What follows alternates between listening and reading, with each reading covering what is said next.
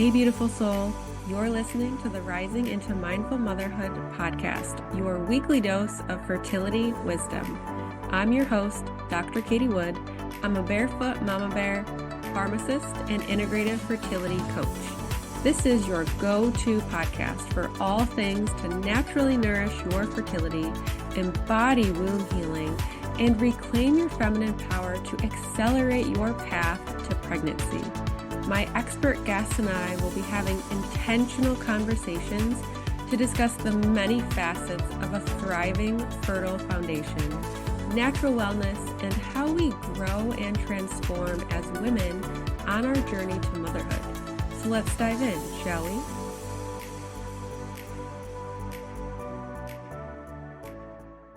Hello, and welcome to Rising into Mindful Motherhood. On this very gloomy day outside, I'm really excited to dive a little bit deeper into a post I did on Instagram yesterday that got a lot of engagement, and people seemed to really resonate with what I shared. So I wanted to share it on here with you all in a little bit more detail. So what I shared was how I was actually able to conceive my baby and be able to cancel my fertility specialist appointment. So to me, when I was perceiving to be struggling on my fertility journey, I wanted to conceive naturally. I really didn't want to have to go to a fertility specialist and get a bunch of testing done, a bunch of labs done, and potentially not get any answers as to what is actually going on underneath. I was really fearful of that, and that going down that road didn't feel aligned. So I focused on a few things that inevitably led to the conception of my daughter, and I shared them. So I'm going to share them with you today. So really, in terms of mindset and energetics, I focused on these top three things. So number one, I released the pressure I was putting on myself to conceive. I was putting so much pressure on myself to conceive like right away, instantly. I wasn't allowing myself and my body any space, any grace, any compassion. It's putting a lot of pressure on baby too. So essentially, I was repelling my conception from happening because I wanted it and I felt like I needed it to happen. And that's when you can repel. Instead of obsessing over every little thing in terms of timing in my fertile window and counting down how many days past ovulation I was until I could finally take a pregnancy test. I feel like if I could sum up my fertility journey, it felt like a lot of waiting and putting my life on hold. So let me know in the comments section if you resonate with this at all. I feel like I would just be waiting in 2-week increments, right? You get your period, and if you have a typical regular cycle, you're waiting 2 weeks, about 2 weeks until you ovulate. And then you ovulate. And then you're waiting about another 2 weeks to see if you conceived or if you're getting your period. And then depending on what happens, it just starts all over. Like it was almost like waiting, taking a breath, ovulation happened, period came, and then just like holding my breath and waiting until the next like goalpost happened, essentially. So that's causing a lot of constriction in the body, right? And it's going to be like a hose. It's going to kink the hose of the flow of our energy, our fertile energy. So that's essentially what I was doing. So I had decided to release that pressure, release this needing to do and force. And I decided that becoming a mother was meant for me because it was on my heart. And it's not my job to try to control the how or the when of my conception. It's my job to just know and trust that it's for me because it's something that I desire. So then another thing that I so lovingly and gratefully tapped into was I reaccessed, I should say, my feminine energy of receptivity and openness. We all have feminine and masculine energies. It is not gender specific or gender dependent. We all have both. And I had been leading very, very, very, very heavily in my masculine. So a lot of women who are type A, go-getters, high achievers, they can resonate with this. I did really well in school. I was in a bunch of different clubs. I did sports, all of these things, got into college. Yes, I partied probably a little bit too much, but I also really, really strived to excel and succeed and do good to become a pharmacist. So then I could go on and have a successful life and check off all the boxes of all the things that we're conditioned to feel make us worthy and successful and so on and so forth. So I was very much in my masculine energy. And that's how I was leading my fertility journey. How you do one thing is how you do all things. Working in retail, very, very much in my logical mind and no room for space or creativity, right? It's just like this box that you're in and lists of tasks that you have to do and just so much using the left brain. So that's how I was. That's how I was being in my fertility journey. Tell me what to do, and I'll do it 10 times over. Googling, endlessly Googling. What can I do? What can I take? Da da da da da. Why isn't it happening right now? When I was in college, okay, if I study and I put forth in this much time and energy into studying, then typically the outcome would be getting a really good grade in that class. So my brain was thinking, okay, if I put forth this much time and energy in my fertility journey, well, X plus Y should equal Z, aka becoming pregnant. No, it doesn't work that way. It doesn't work that way. So I really tapped into my feminine essence, my like creative, playful nature, and just allowing, right? Just allowing things to be as they were in that moment. So instead of allowing my masculine energy to dominate and take over my fertility journey, now, still having masculine energy is important, but it's a certain type of masculine energy, like an empowered masculine energy. So then your feminine can feel safe. So essentially, I nurtured and created a safe space for my feminine side to essentially like peek out and come out to play. And then I was able to lean back with trust and surrender. So if you are someone who was like me and just very type A and high achiever, do you have, I always like to say this, do you like to check off checklists? Then you potentially may be leading too much in your masculine. Oh, I'm a checklist gal. Using our 4-step restorative fertility framework, we will 1, reveal the physical and energetic root cause. 2, we will remove the barriers to you conceiving and carrying a pregnancy to term. Number 3, we will rebalance the physical and energetic body with bio-individual strategies. And number 4, receive. you will nourish the mind, body, and spirit so you can receive baby. So this method is for the woman who is ready to transcend the limitations the Western space has put on her body and her fertility. I have 3 one-on-one spots, and this is for the woman who is ready to claim her fertility back. She's ready to step back into her power. She is ready to do what it takes to finally get pregnant.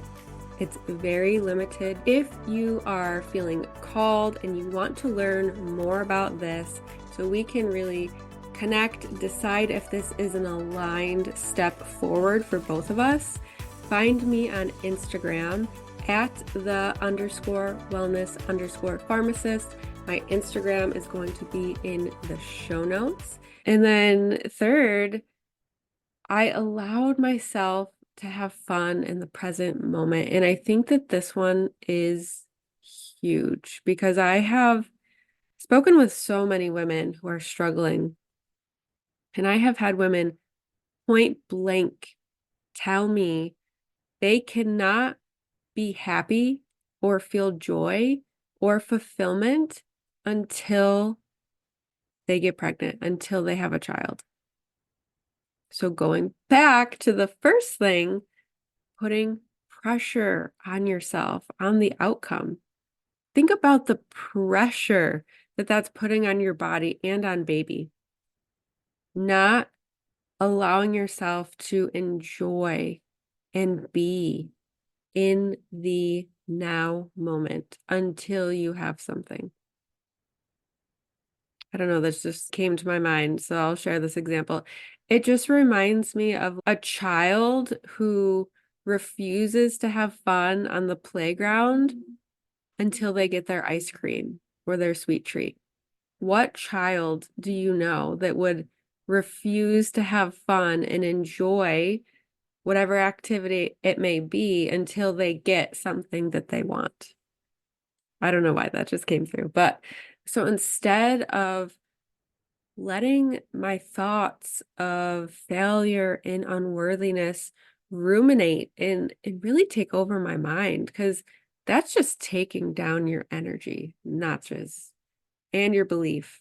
It's just taking it down a few pegs, and really it sabotages the present moment. And when we were trying to get pregnant, I swear it was like the busiest year that we had. We had so many weddings, so many fun family get-togethers, and it seemed the timing of these events would be around the time of, am I getting my period or a positive pregnancy test? Like, I specifically remember being at a wedding, taking a pregnancy test, and it was negative. And I was just like broken hearted. And it can really take away from the present moment and the joy that you deserve to feel in the present moment. So I chose feelings of joy and happiness now instead of getting sucked into this mindset and thought process of, when I'm pregnant, then I can be happy, fulfilled, present, loved, whatever it may be. So thinking about, how can you, one, begin to take the pressure off of yourself? Maybe you can journal about it. You can say affirmations. You can do a meditation. How can you begin to create a safe space for your feminine to feel safe to come out and really nourish your fertility journey? Maybe that looks like taking some intentional time, solo time with yourself every day, whether it's a walk in nature or journaling, taking a bath. It could be so many things. Or maybe drawing, singing, dancing, like whatever creative outlet that maybe you enjoyed when you were younger, but you've gotten away from it. And how can you choose presence and happiness now, because you deserve to be happy now. You're worthy to be happy and feel loved and fulfilled right now. And you want to cultivate that sense of safety and worthiness in these feelings that you are wanting to feel in the now moment before you get pregnant. Okay. So when I really implemented what I just shared here with you, I literally conceived in the month I least expected. Like, it was a month that we didn't even think it could happen for us because we were in different places. We let go. I mean, we did still do the baby dance when we could, but we let go of that pressure. We let it go. And I truly feel that that was a huge part in how we got pregnant that month. And it's not just me. I have clients who have had illogical conceptions where literally doctors would be stumped. Nothing on paper could explain how they got pregnant in that cycle. Like, I'm talking women with hormone levels that were so low and such a short luteal phase, like, it doesn't make sense. Women who have been trying for 9 years to get pregnant, and then they start implementing this and boom, they get pregnant. A 44-year-old woman who had been trying and she had a miscarriage. Her doctor told her there's no way she could get pregnant naturally. We had one session together. She had a couple of really pivotal shifts. She was pregnant. So what's the common denominator in all of this? It wasn't until we became embodied in our feminine fertility. And what I mean by embodied is you're not just thinking it like, oh yeah, that's nice. Okay, I'll take the pressure off. I'll be happy now. I'll start being more feminine. It's not just that. It is you're actually experiencing it and living it. You're feeling it in your body. So we're taking it from the mind into the body. And I know if you've been listening to this podcast for any amount of time, you have heard me say that over and over and over again. So they become embodied in your fertility on a new level, and they conceived against all odds. So I'm going to share with you a little piece on how you can start doing this for yourself. My 7-day fertile womb embodiment challenge. And this is where you are going to tap in to your feminine, become embodied in your fertility, and becoming a mother is just going to be a part of your inevitable reality. It's going to take the pressure off. You're not going to feel so constricted and like you're forcing and overdoing. It's going to feel easeful and effortless, and you're going to be able to tap into more joy and creativity and love. Your fertility journey gets to feel good to you, whatever that looks like or feels like for you. You deserve that. So the link is going to be in the show notes as always. And I am sharing my Instagram handle in the show notes as well.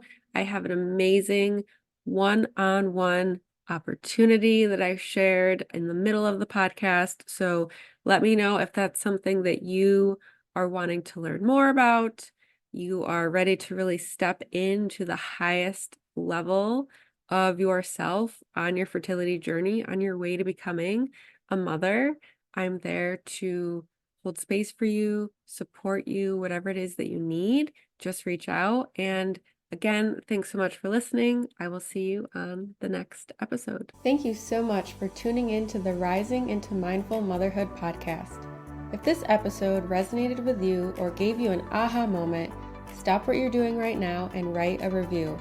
This simple act of kindness helps me get this podcast out to connect with as many women as I possibly can. I also have a special offer. If you send me a screenshot of your review, I will take $250 off one of my premium coaching containers. Let me know what resonated with you the most and why. So connect with me in my free Facebook community or tag me on Instagram. You'll find both listed below. Thanks again from the bottom of my heart for tuning in to this episode, and I'll see you next time.